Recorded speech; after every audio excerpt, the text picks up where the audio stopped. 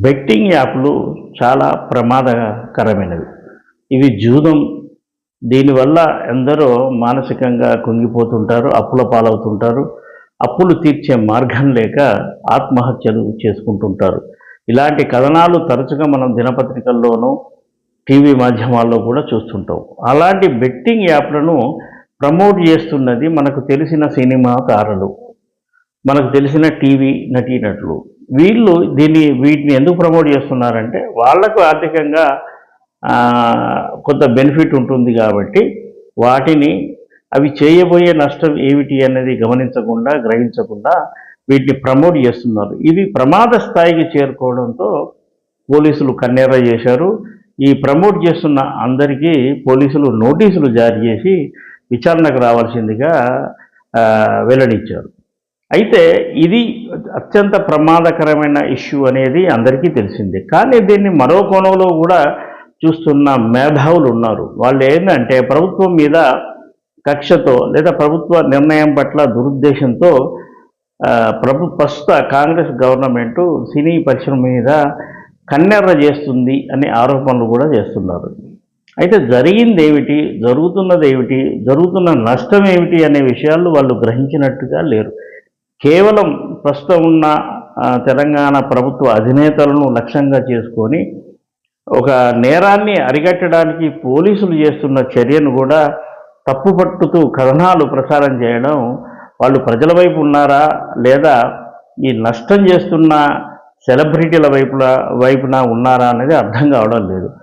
తెలుగు సినీ పరిశ్రమకు ఒక ప్రభుత్వం కావాలని నష్టం చేకూరుస్తుందా, అదే లక్ష్యం ప్రభుత్వానికి ఎందుకు ఉంటుంది అనేది అర్థం చేసుకోకుండా పాత విషయాలను తిరగదోడుతూ నాగార్జున విషయంలో ఇలా జరిగింది, సమంత విషయంలో అలా జరిగింది అంటూ చెప్పుకుంటూ వచ్చారు. అయితే ఆ గత ప్రభుత్వ హయాంలో కూడా చాలామంది సినిమా వాళ్లకు డ్రగ్స్ కేసులో ఇరికించారని చెప్పవచ్చు. వాళ్ళను విచారణ పేరుతో పలు దఫాలుగా పిలిచి పరిశోధించారు కూడా. కానీ చివరికి తేలిందేమిటో ఎవరికీ తెలియదు. ఆ డ్రగ్స్ కేసు ఉందా లేదా, ఆ సెలబ్రిటీస్ డ్రగ్స్ ఉపయోగించారా లేదా డ్రగ్స్ అమ్మారా లేదా అనేది ఇప్పటి వరకు స్పష్టత లేదు. ఈ విషయం గత ప్రభుత్వ హయాంలోనే జరిగిందనే విషయం అందరికీ తెలిసిందే. అయితే మరి అప్పుడు ప్రభుత్వాన్ని లక్ష్యంగా ప్రభుత్వ లక్ష్యం సినిమా ఇండస్ట్రీని హెరాస్ చేయడమా అనేది ఎవరు అనుకోలేదు. ఎందుకంటే డ్రగ్స్ అనేది మహమ్మారి, ఎవరు దానికి బానిసలైనా, ఎవరు దాన్ని ప్రమోట్ చేసినా సరే వాళ్ళని శిక్షించాల్సిందే అని అందరూ భావించారు. కాబట్టి ఆనాడు ఒక 25 మంది సినిమా నటీనటులను ఇంట్రాగేట్ చేసినప్పటికీ ఎవరు తప్పట్లేదు. ఇది నేరం అని అందరూ ఒప్పుకున్నారు. ఇప్పుడు జరుగుతున్నది అదే.